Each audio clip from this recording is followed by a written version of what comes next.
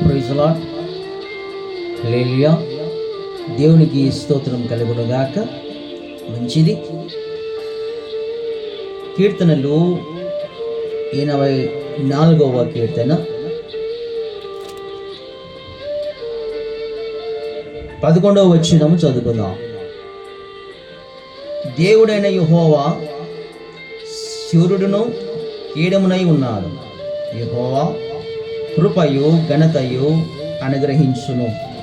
యథార్థముగా ప్రవర్తించు వారికి ఆయన ఏ మేలును చేయక మానడు. నీవు యథార్థంగా ప్రవర్తిస్తే ఖచ్చితంగా దేవుడు నీ పట్ల కార్యం చేస్తాడంటూ వాక్యం తెలియజేస్తూ ఉంది. ఆయన నీకు తోడుగా ఉంటాడు. నువ్వు యథార్థంగా ఉన్నట్టయితే నీకు మేలు చేస్తాడు. ఇంకా మనం చూస్తే సామెతల గ్రంథము 3వ అధ్యాయము 32వ వచనం చూస్తే, కుటిలావర్తనుడు యెహోవాకు అసహ్యుడు, యథార్థవంతులకు ఆయన తోడుగా ఉండును. యథార్థవంతులకు ఆయన తోడుగా ఉంటాడు. నువ్వు యథార్థంగా ప్రవర్తిస్తే ఆయన ఖచ్చితంగా మేలు చేయక మానడు.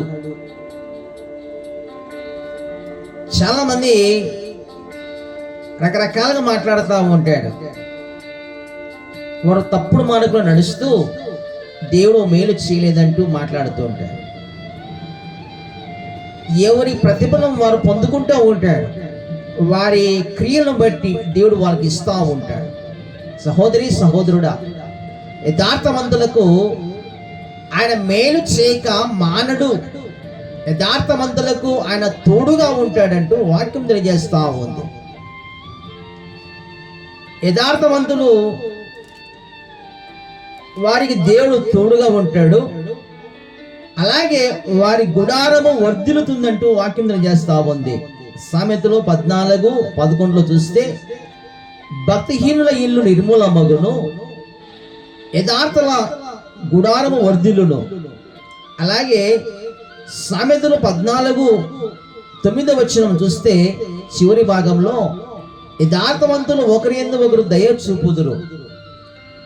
యథార్థవంతులు ఎలా ఉంటారంటే ఒకరి యందు ఒకరు దయ చూపిస్తారంట. మంచి ప్రేమ కలిగి మాట్లాడుతారు. యథార్థవంతులు ఉన్నది ఉన్నట్టుగా మాట్లాడతారు. చర్చిలో ఒక రకము, బయట ఒక రకము కాదండి. వారు ఎక్కడ ఉన్నా యథార్థంగా ప్రవర్తిస్తారు. అందుకే యథార్థవంతులకి ఆయన కాపుదల ఉంటుంది, తోడుగా ఉంటాడు. వారికి మేలు చేయక మానడు.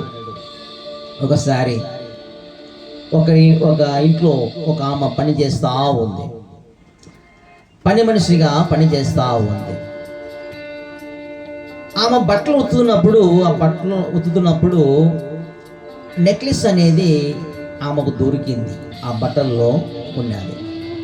ఆ ఇంటి యజమానురాలు ఆ నెక్లెస్ పోయిందంటూ బాధపడుతూ ఇల్లంతా వెతుకుతూ ఉంది.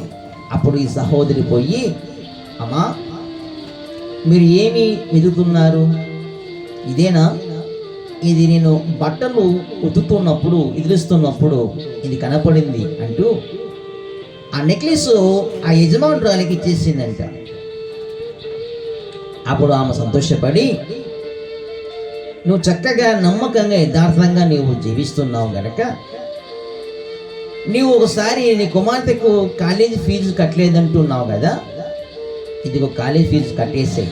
అంతేకాకుండా నీ కుమార్తె నువ్వు ఎంతవరకు చదివిస్తావో ఆ ఖర్చు డబ్బంతా నేనే పెట్టుకుంటానంటూ ఆ యజమానురాలు మాట ఇచ్చి చక్కగా తన కుమార్తెను మంచిగా చదివించిందంట. ప్రియ సహోదరి సహోదరుడా, నువ్వు యథార్థంగా నువ్వు పని చేస్తున్నప్పుడు, నువ్వు జాబులో నీ యజమానుడు నువ్వు ఎక్కడ డ్యూటీ చేస్తున్నావో అక్కడ నమ్మకంగా యథార్థంగా పని చేస్తే నీకు ప్రమోషన్ రాదా? నువ్వు ఏది లంచం తీసుకోకుండా పని చేస్తే నీకు మంచి పేరు రాదా? గమనించండి. యథార్థంగా ప్రవర్తించినటువంటి వారికి దేవుడు మేలు చేయక మాననట్టు వాక్యం చేస్తూ ఉంది.